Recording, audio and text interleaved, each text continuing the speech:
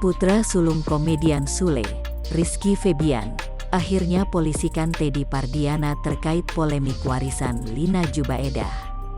Hal tersebut disampaikan oleh pihak Rizky Febian dalam video yang diunggah di kanal YouTube Kiai Haji Infotainment, Kamis tanggal 25 Maret tahun 2021.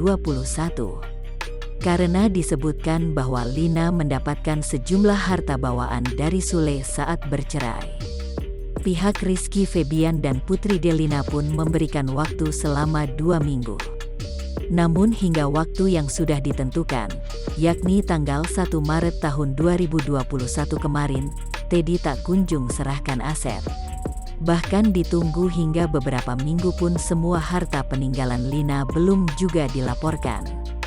Kan kemarin tanggal 1 Maret tidak ada iktikat baik dari pihak mereka. Minggu depan katanya, tapi akhirnya nggak ada juga dari minggu lalu, kata perwakilan pihak Rizky Febian. Pihak Rizky Febian telah membawa perkara ini ke ranah hukum. Bahkan, mereka telah mempolisikan Teddy dengan membuat laporan ke Polda Jawa Barat. Soal apakah berbentuk laporan atau sekarang perdata nanti akan saya infokan.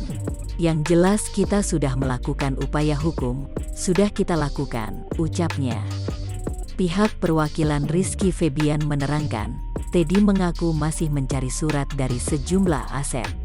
Padahal sejak awal Maret, pihaknya telah memberikan waktu bagi suami Lina itu.